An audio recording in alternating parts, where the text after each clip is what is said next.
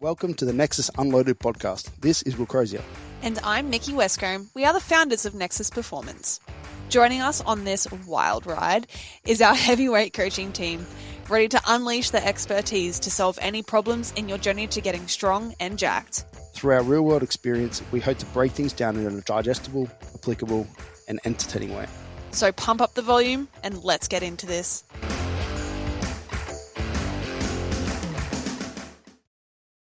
Everybody, welcome back to Josh. Josh has come back from a couple of week holiday to Japan, and I don't know why I said it like that. Why the fuck did you say it like that? Just wanted to sound fancy. But through the power of technology, you might not have noticed because the podcast we did, pre-recorded some stuff. They were getting released while I was away. Yep. So the last 2 weeks we haven't actually filmed one, so it feels like ages since we've filmed one. Oh, yeah, sick. Yeah, I wasn't sure if you were going to film them while I was away anyway. But how was it? It's fucking amazing. Yep. It was honestly because there's a heap to catch up on because realistically, so much. Like we had Nats before that. Oh yeah, which we haven't spoken about. You literally, did Nats, APL drug tested Nats. Yep. 4 days of that. Yep. Fucking huge competition, and then the day after, you're just like, I'm out. Catches. Went to Japan. Yeah. Yeah.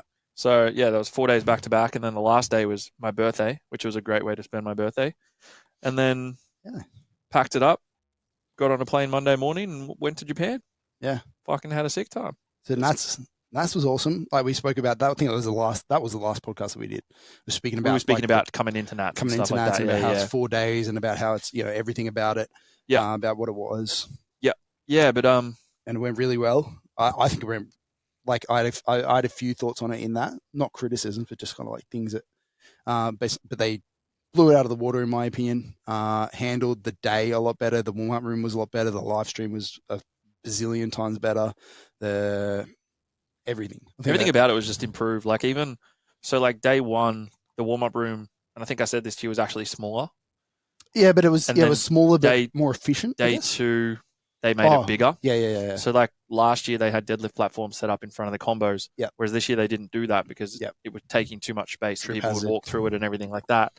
And then day one this year, it was like a hell of a lot smaller. So there was only a very small walkway for people to get through. Mm. And when people are like running back and forward and trying to give in attempts, and like it becomes quite crowded. Yeah. So straight away they fixed it day two, brought it forward, made the back room bigger, made it a lot better for like everyone to just get in and out of. Like it was a lot more streamlined in that respect. Loved it. It was the biggest one that I can remember since. It was massive. Like I was saying, GPC Nats 2015, which was that 6 day one that just got out of hand when powerlifting blew up. Wild. So I don't think it'll get to that. No, that was the biggest comp I've ever been at, had to handle that. Yeah. So it was great. Yeah, it was good. All my clients were sort of scattered quite well. So it just made it better for me. Like I did a full day one, half day two, full day three, half day four. Yep. So like scattered a little bit. So it made it just a little bit easier on the brain and the body. Just a little bit. Just a little bit. Still 4 days of like work. Yep. Just back to back, getting everyone ready, making sure they're doing their best. It's all right because you flew out after. But yeah, then I got on a plane and flew out and slept pretty much the whole plane ride up there. God, love that. Because I was just knackered. And then by the time I landed, got to my accommodation, things like that, like it was sick. I got to explore around. So I landed in like Narita, Tokyo, had to catch the train through to Tokyo Station, transfer to another train to go to Shinjuku Station, and then got to my accommodation. And it's their summer over there. So when we were landing, the sun was only just going down, and that was about 7:30. Yeah, were you in the long clothes? I had a jumper on, but I knew it was going to be hot when I got over there, so I just took the jumper off and off I strolled. But yeah, got over there and then stayed in Shinjuku for a few days. Did like first day there, I just fucking strolled, like did 35 or 40,000 steps or something. Just absolutely went ballistic. The feet sore. They were fucked. Yeah. So sore. Know that feeling. Didn't help that I wore brand new shoes. For whatever reason, I thought that was a smart idea and just got blisters and my feet were comfortable fucked. Is and what you need, people. Yeah, I realized that I should have just worn my runners the whole time, and that was it. Definitely. Didn't need any other pairs, so that was, hindsight's a wonderful thing. And then, I was there for like a day and a bit, and then I went to Tokyo Disney, which was sick. I actually had a great time. Originally, I was just like, no, I'm not going to go on any of the rides. I'll just walk around, see what it's about. And then dead set, as soon as I walked in, I like saw one ride that had no line. I was like, yeah, I'm going on it. And it was the Snow White ride. And then I went on like Peter Pan, Space Mountain, I just the imagine it's Splash one.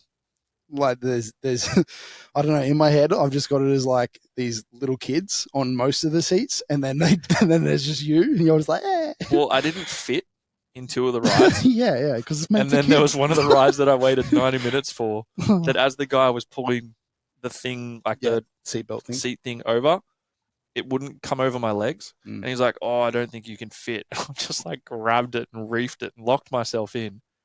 Because I was like, man, I'm not waiting 90 minutes to get rejected off this ride. And it was the most uncomfortable thing I've ever sat through. I shouldn't have done it. Yeah. But again, it was fun. And yeah, I was on my own. So like there's all, and you know, in comparison to Australians, like I'm taller than average. In comparison to the Japanese, I'm a fucking lot taller than average. So I was just standing there on my own in my singlet, like full tourist mode, full tourist spec, like having a great time. Went on as many rides as I could, just explored around, got a bit of food, and then I took off to Osaka the next day and spent 3 days there. And again, just sort of did the touristy thing, walked around. I went to Universal. Yeah. So got to go see Harry Potter World, which is basically the whole reason I wanted to go to Japan in the first place. Yep. So that was sick. If you kept up with my stories, unfortunately, the day I went, it was raining, but I still had a phenomenal time. Yeah. I got an umbrella, and great. I got a poncho at first, but then because it's still humid as. Yeah. So the poncho was just, I like took it off I was saturated inside, and I was like, may as well get rained on. Yeah, I may as well just get rained on here because I stunk otherwise. Yeah. But I didn't fit on a couple of the rides at Harry Potter World as well, which was very unfortunate. And they made me come and sit in like the practice seats. It's not a surprise to me. I don't know why it's a surprise. It wasn't a surprise, but I was kind of just hoping. I was just praying that like something would work in my favor, but it just didn't. Yeah. You gotta. When you get to our age, I think it's more like you look at the kids having fun and you appreciate. You're like, oh, that's nice. Maybe when I have kids, but I was not letting these kids get in my way. I went and got myself a wand. I got some butterbeer. I was going around to like all the things. I was jumping in on like all the weird little side attractions and stuff. I didn't quite push any kids, but I was pretty tempted to. Yeah. There's some kids are annoying. Yeah. And I'm like, brother, your parents paid for you to be here. I've paid to be here. Yeah. I've paid myself to be here. So that was sick. Like just got to walk around there. And there's actually heaps to do at Universal that's not just rides.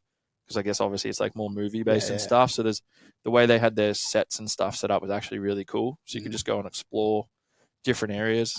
And then I went to the aquarium, the Osaka aquarium. Saw some whale sharks. Yeah, that's fucking sick. That was kind of cool. Like I've been in Melbourne Aquarium and Sydney Aquarium. So for me it was like, oh, okay. And like Underwater World in Sunny Coast. Yeah. But to see whale sharks was pretty cool. But they had dolphins too, which was kind of... Yeah, I think that's one of the biggest ones in the world. One of the biggest, yeah. Because Atlanta in America is huge as well. Well, that's when they saw it, and I saw it online, and it's like, oh, one of the biggest in the world. I was like, surely not. I was like, I'm pretty sure Melbourne Aquarium's pretty big. And then I went there, and I was like, fuck. This thing is like, you walk just down this side street, and then you come out, and there's just this monstrosity of a building sitting there, and I was like, it's actually pretty big. Yeah. It's actually a lot bigger than I thought it was. And then from Osaka, I went to Hiroshima, however you want to pronounce it. And that was more of like the back end of the front half of my trip was more like the fun, the theme parks, all that sort of thing. And then the back end of the trip was more like history, culture, like getting around all that sort of stuff that you see in movies. And like I watched Oppenheimer recently, so it was probably not the perspective you want to see it from, but no. it was eye-opening. Yeah. Because like Oppenheimer's arguably probably one of the biggest movies that came out last year. Everyone was talking about it. And I never watched it at first because I didn't give in to peer pressure. And then I watched it when it came out for free on Binge or something. Yeah. And I was like, oh, that's pretty intense, eh? And like, obviously they don't show you much about the fallout of what happened with all that sort of stuff. And when we were in America, it was the same. But we went to a lot of war museums and stuff like that. And they go like, here is like a huge amount of information and stuff on everything that that led up, because obviously there's a shit ton that happened before that. And then they're kind of like, hey, we ended it. And that's kind of like the end. It's like, they surrendered. It's kind of, it's not funny, but it's like the museum that I went to, the Hiroshima. I would love to go and see the different museum. sides, because I've seen the American side, and they don't really. Similar to what you said though, right? Like they tell you about like all the big things that happened, and then they kind of just like, oh, they've surrendered. Yeah. Whereas like this showed you all the impacts of it. Yeah. And then when you actually walk out of the main area, it has like the background info as to what actually led up to that happening. Mm-hmm. So it kind of gives you like what's happened and the fallout and all of the things that happened. And like, because the American perspective was kind of like, if we didn't do that, then the casualties on both sides of it would have been way more. And that's how they view it. They're like, if we added up, what it would have cost to invade on both sides, then that was the better option. Yeah, and it's even in that, right? Like the other perspective from what I read there is that like the places they picked in Hiroshima and Nagasaki. Yeah, Nagasaki, is that a majority of the men had left and were off fighting. So it's literally just majority women and children, which again, it's one of those things. It's history. It's. I mean, there's no good decision, is there? Right? You're fucked either way. History is like intense at all ends of the spectrum, not just in Japan. Obviously, things happen in the US and all around the world at that point as well. So, but it was just like, it was very confronting, and 100%. I think it's probably one of the only museums I've ever actually read every single thing as I walk through, and it's just like a really morbid sort of feeling. It's very quiet. It's dark, so they set the tone. Yeah, of course. And then. Yeah, well, they wouldn't make it fucking rainbow sunshine. No, and it was interesting and like seeing all the peace memorials and just like the certain things they had, seeing the atom bomb building, essentially the main building that got bombed the first. We saw the plane in America, went to the museum that had the plane that dropped it. Shit. Okay, that's wild. Yep. Yeah. So we've seen it. Well, they had like 2-scale atom bombs. Yeah. That you could like pick up and feel and stuff, and I was like, oh, okay, this is weird, I guess. It's like it's just weird, but it's like it was. Yeah, but without showing that, we forget. Yeah, exactly. Well, that's what's the saying: if history has a way of repeating itself, if you forget. So exactly. So that in itself was honestly amazing, and Hiroshima was probably my favorite place I stayed, mainly just due to the location. Like the hotel I stayed at was sick. It was close to absolutely everything I wanted to do. There was quite a lot. It was a really, really good mix of the culture, history, and like the advancement side of things as well, like how far in advance Japan are in comparison to Australia with like technology and just the way they do things and their systems and their structures and stuff is like, it honestly blows my mind. The amount of just, it's almost like just such an efficient country. Well, they have to be. Like everything. You think about the space that they've got versus the space we've got. In Tokyo, in Greater Tokyo, there's 24 million people. Yeah. Yeah. And that's the size of probably Southeast Queensland. Yeah, I think it's Brisbane and Gold Coast combined. Yeah, if not smaller. We've got room. We've got what, 27 million total. So like that in itself, like the trains every 3 minutes, and if they run late, they give letters out to be like, "This never happens," kind of thing. Like buses every 5 minutes. Like it's just. Well, that's why I was like, wild. My obviously having never been, my view of Japanese culture is purely based on TV shows, and TV shows are always like samurai shows. Yeah, like it's never like they're not looking at modern. You look at I went to a samurai museum. So like what was the most recent samurai show? What's that show called? I can't remember its name. But this fairly recent, like this year. Oh, I don't know. And it's just like. I just find it hilarious in those shows. I don't know how true it is, but like any slight thing that they do wrong, they're like, "You commit suicide." So it's like that's actually that. Yeah, that was really common. But like in the show, like some dude like fucks up slightly, like the smallest fucking thing, and they're like, "Okay, you have to die an honorable death now." Yeah, for that. I'm just thinking to myself, like, train runs 10 seconds late. No. You Sorry, know what mate. to do, Off mate. you try.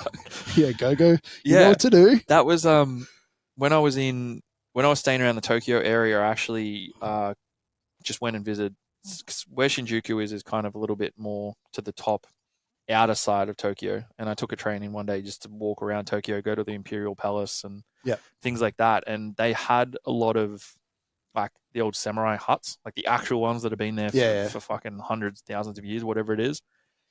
And that in itself to me is crazy because like we think of Australian history and it's like, we just don't have we a lot. date back like a couple hundred years or something. I mean, we do have a lot. We just don't.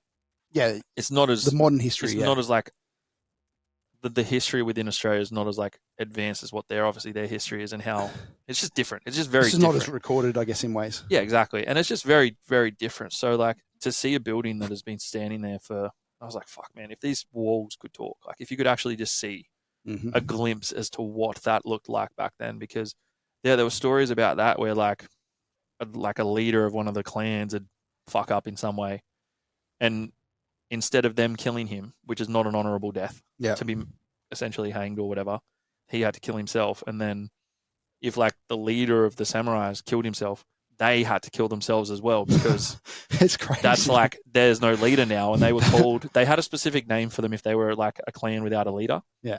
And long story short is majority of them ended up having to kill themselves because that was just the honorable thing to do it. And I was just like, I just, when I was watching the show, I was just like thinking of like modern examples of that. Like if you get in an elevator, that subway, a little bit of a fuck up somehow. You know, you're like, oh, sorry guys. Yeah. Mess the sandwich up a subway. Like, if we try. But yeah, it was like anything in the shows that I just say, I don't know if they overstay, but clearly not.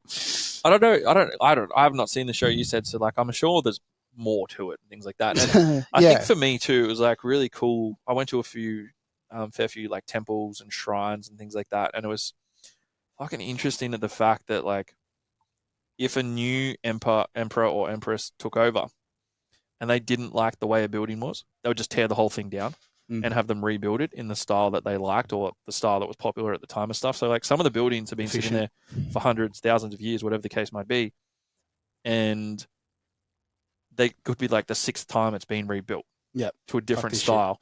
And then like some of the places had gone back and like dated to try and find the style and like put them all in the same thing. So it was just super interesting, that sort of stuff. And then I was thinking about it when I was over there, because I guess they have so much of the history and that sort of aspect of things. I was like, you can sort of get caught up in it. Looks a little bit dated.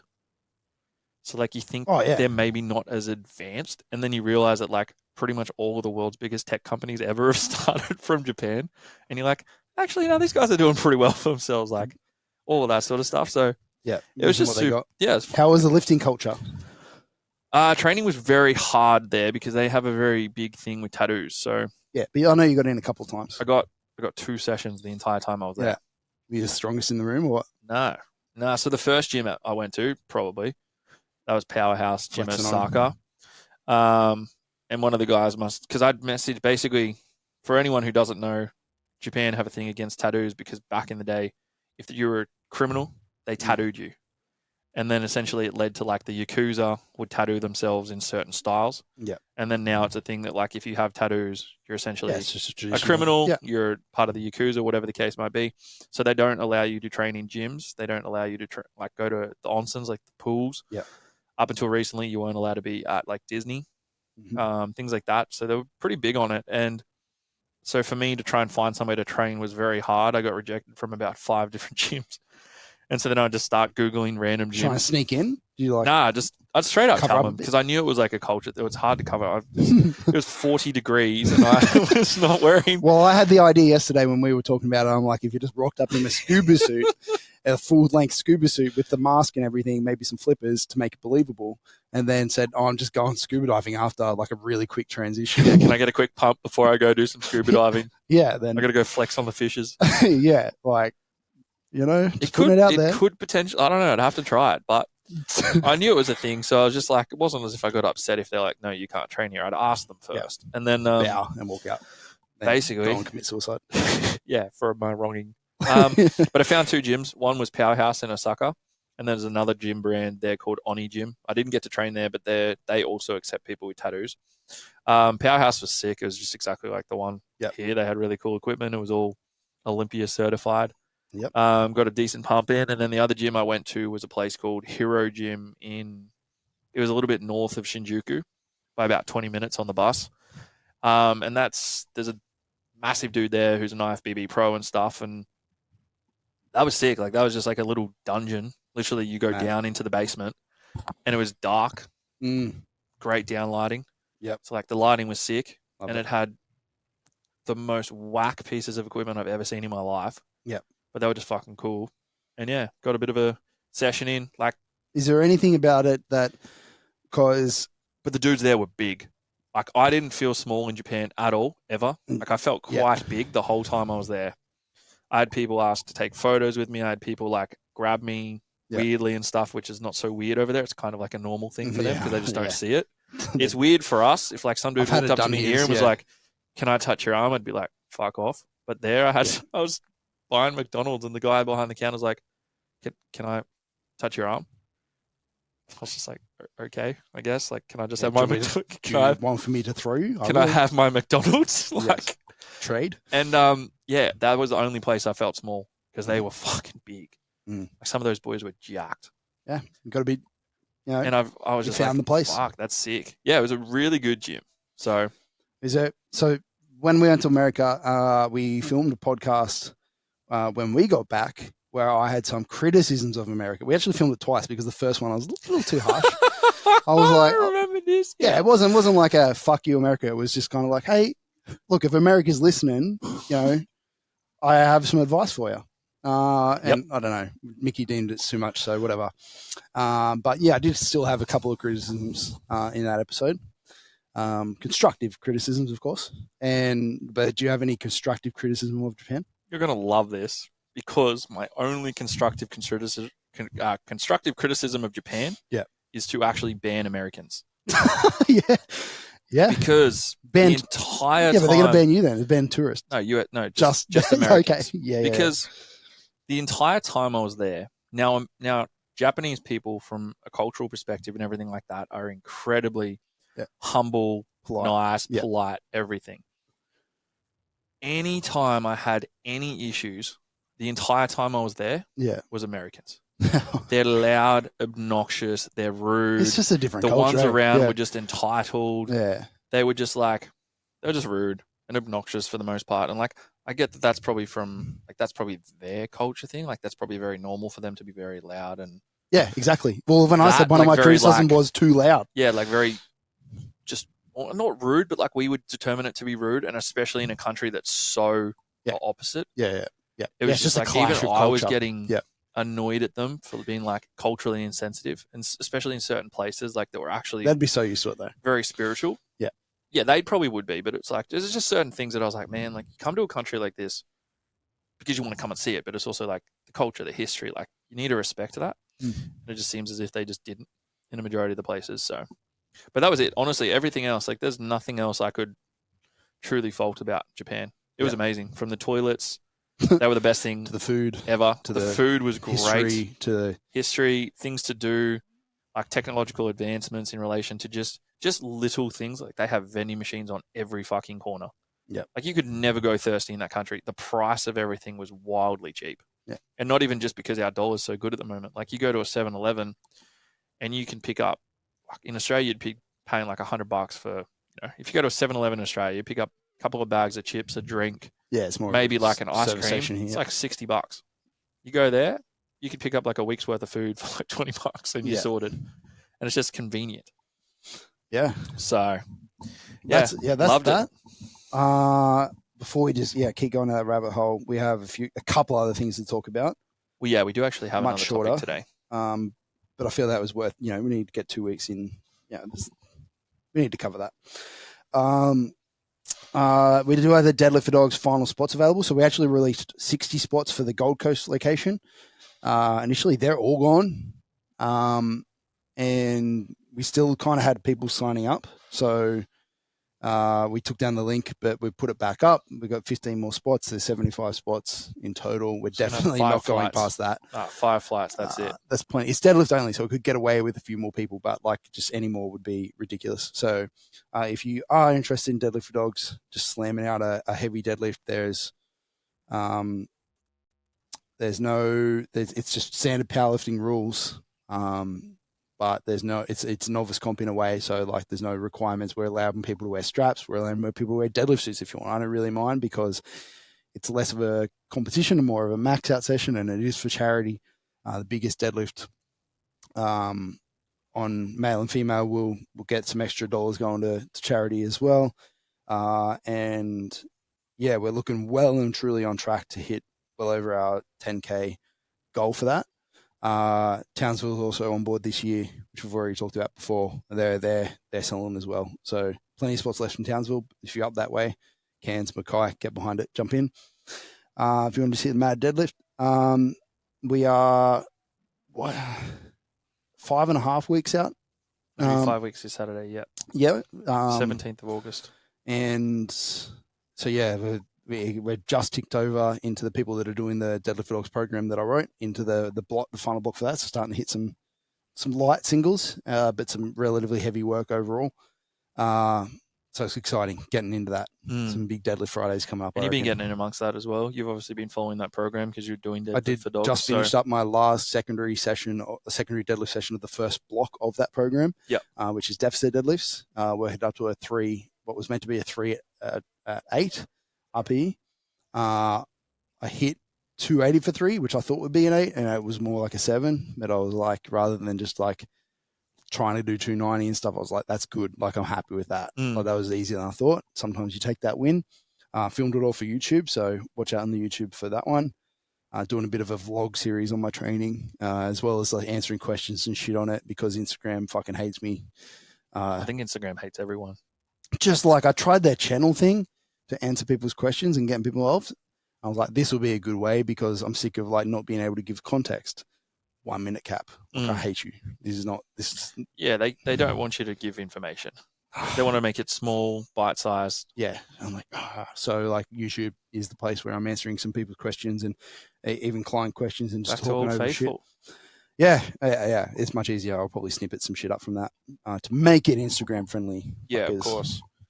And then, the actual topic, educational type, powerlifting topic that we have for today is essentially like getting into powerlifting, a little bit of the differences between like in line with Deadlift for Dogs, like between different ways that people can get into it. Yep. So like where do you start? Like, cause like is kind of the question, because you can sign up, you can sign up for states. You can sign up for depending upon which federation. Depending on which federation, there's multiple federations. Well, there's untested and tested federations. There's the actual federations, and there's novice comps like Deadlift for Dogs. Yep. There are 3 lift competitions. There are single lift like deadlift only like we're doing. There are. I think even different before you start, there is like I think the most common thing we always hear from everyone is like, I'll compete when I'm X strong, or when I can achieve X number, or when I feel like I'm going to fit in, or whatever. Yeah, when I feel like I can be competitive. Yeah, and I think like that takes precedent before anyone even considers like federation or novice or this or that or that. Like, it's one of those things that, and the conversation I always have with people is, I'm like, if you constantly have the mindset of I'm only going to compete when, is you'll never compete. It's kind of one of those things you just have to like, here comes bow bow. You have to kind of just like rip the Band-Aid off. Yeah. And jump in on.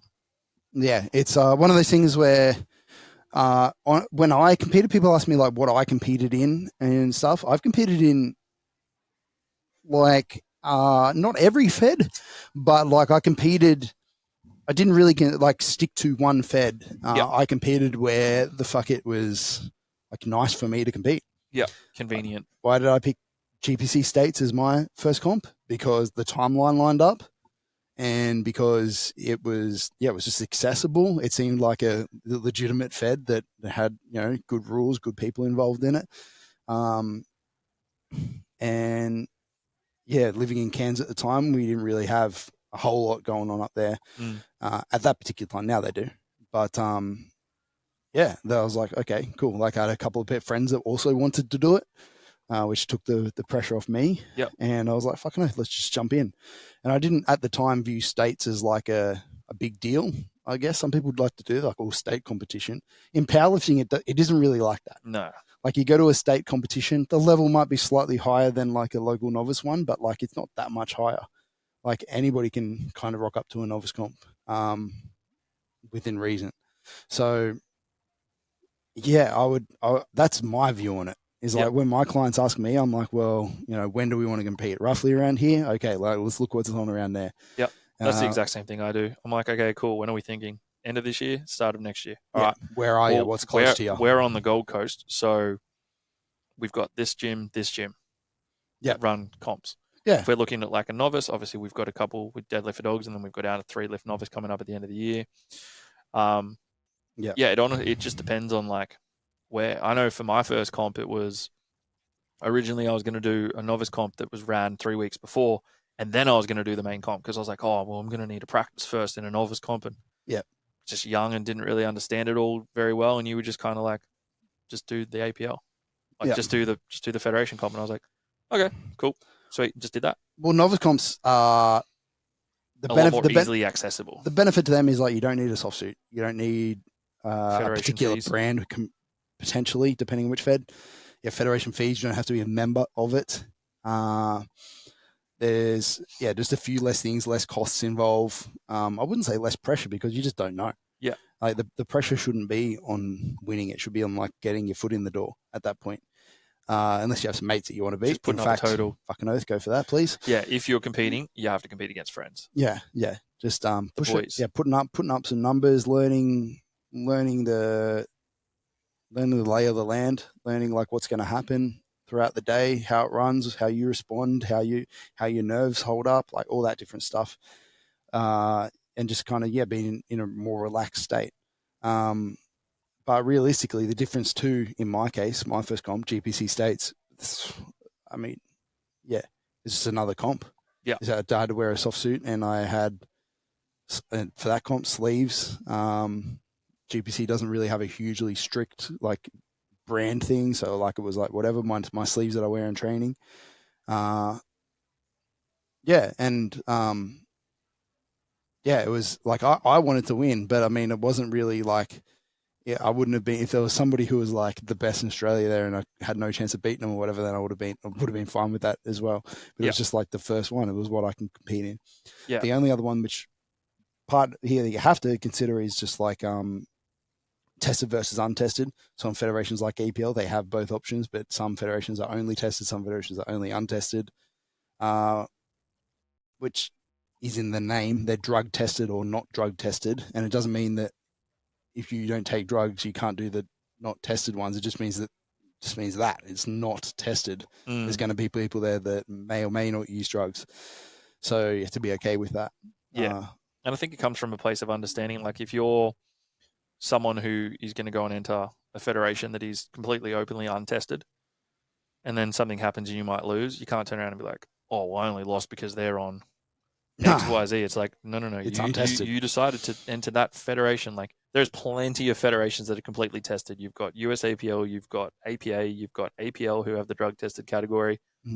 Like all of them are doing great things for drug testing within Australia for their sports and things like that. Like and they run off, as far as I'm aware, WADA's testing rules. So I don't even know. As far as I believe, anyway, it's quite well done. But yeah, like having an understanding of that is actually really important. Yeah, but it shouldn't put you off. No, like it's some of my if guys. You've only got a comp that's near you, that might be a federation that doesn't test, but that's like if it's still close to you, it's still convenient. Like you're just going to go in to put your foot in the door. You're going to go in to get a bit of a feel for a competition, to see what it's like to. Like I've got a client of mine, and they compete down in like near Orange, New South Wales. So there's not a whole lot of variety down that way for them to choose from. Yeah. And so he's tested, and his only real option was to go and compete in, I can't even remember what comp it was, but it was very openly untested. Yeah, untested. And the people who were competing there were very openly untested competitors. Yeah. And he said himself, he's like, well, I know that I'm not going to go in and win, but I just want to do it for myself. Like I'm just going in to give it a crack, see if I like it. Yeah. Put some numbers on the board. You might want to travel for the next one or something. Yeah. Well, he has since then. He's now traveled up here to Queensland twice to compete. But it was just a matter of him wanting to really get a foot in the door and just get a bit of a feel for it. Because if you try and do your first comp and you're like, oh, I'm going to try and run away from this, and then you add in the cost of flights, the cost of hotels, the cost of getting to and from the venues and things like that, like all of a sudden the costs around competing become exponential. Yeah. It should honestly be a relatively cheap sport. Like if you do it the right way, you shouldn't have to be. Yeah, that's why like I've only ever competed here on the coast or in Brisbane. Yeah. Because it's just easy for me to get to. Like I'm not sure, I don't want to really travel to compete. Yeah, I think just make it easy on yourself for the first one, regardless, like that. And then if you wanted to go on and compete at higher levels, then do so. Find your qualifications and what's going to get you to states and to nationals and to worlds, if that's a thing. Otherwise, like there's also no shame in staying around your local meets, and people will say silly things like, you can't do novice comps twice and stuff like that. But I mean, if you're in Orange and that's what's around, like, not going to go like, okay, well, you have to go and get on a plane to go compete. But also, I think it also comes down to like what you're wanting to get out of competing as well. Like if you're someone who happens to be pretty bloody good at it, and like you're very competitive at like a higher level, and you've probably got a pretty long chance at actually doing quite well in the sport, you're probably someone who's going to want to invest a little bit more, go and travel for the bigger comps, go and travel to be against the guys who are actually going to be competitive and things like that. But if you're someone who, I would put myself in this category, who I genuinely compete to just be better than my last performance. Yeah. Like that's it. I know I'm not very competitive. I know I'm never going to be the best powerlifter. I don't compete for that shit. I just compete because it's like, okay, this is something that it's tangible. It's something I can work towards. I set a date, and it's literally something that I can look back at and be like, okay, well, I did this total at this body weight, which puts me nowadays with dots, puts me at this dots. Okay, well, that's better than my last comp. Fuck, we're progressing. Like that's sick. Just something to push, like something to work towards, something that keeps you training, something that keeps me like moving. It keeps me motivated, it keeps me focused. Like that, I've become aware of that, and I was like, all right, well, this is why I compete. Yeah, coming down to why you compete is probably a big thing as well. People normalize doing like a 12-week challenge every 12 weeks. Yeah. Because it's a goal, because it's something that they can work towards. I can work towards this 8-week challenge that they run 5 times a year. Yeah, and like, but they can't get around the same thing when it comes to having just like a competition as the goal, which is what we try to do here. We have 4-ish competitions a year, and it's a really good opportunity for people to like have a performance goal, like, and they can treat it as a performance challenge or whatever, and kind of like use it to stay accountable, use it to stay motivated, use it to just progress and just keep on track. Quite a few people in here who do exactly that. Yeah, like they roll on. Love to just do the comps we have in house because they know the gym. Yeah, it's fun. They get to compete against their mates. They're having a bit of banter with the boys or the girls. Like we all come in on a Friday and train together. We all like everyone sort of gets around it together, and we're all working towards the same thing. So people are encouraging each other, and it's like becomes that team atmosphere. And then they get to do something that's fun for them and shows like, progression. They're working towards something that's really cool, performance. Mm-hmm. And it's, not just another weight loss challenge or anything like that, but it's something different. It's something that's just fun to work towards. Yeah. Getting strong as fuck. Yeah, that's it. That's what it should be about. Lifting heavy circles with the boys. Yeah. And the girls. Yeah, that's true. Yeah, cool. All right. Well, I don't know. I think that covers it. I honestly think it does. Like it's, keep an eye out because we are releasing a little thing for it. A little bit of info for like competitions and stuff like that. So yeah, like a free free resource. So we're putting together a free resource for that for people who are interested in competing but maybe don't necessarily understand how, or like they want to dive a little bit deeper on some of the things we've spoken about today. So yeah, we've done so many resources over time for different situations and different things that we I haven't seen the update on it that you've been working on, but like it's a free resource. It'll be almost like a full course. Like we're pretty much calling it a course, but it's something that you would pay to learn about powerlifting and understand all the facets of powerlifting for free. But we're just going to give it away. That's it.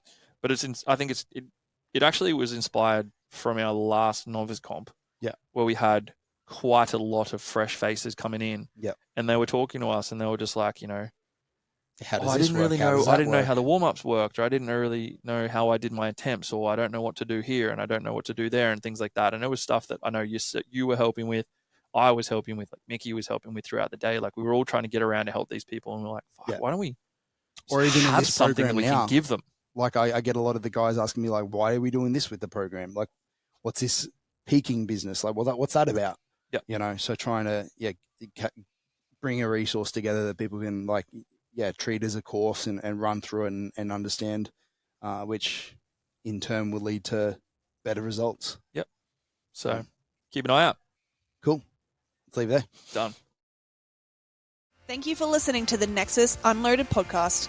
Be sure to jump on our website to find details on everything mentioned in the podcast today, plus information on our coaching, mentoring, and gyms based in the Gold Coast and Townsville. Make sure you follow us on our Instagram for any updates on what we are currently doing, and we'll see you all in the next episode.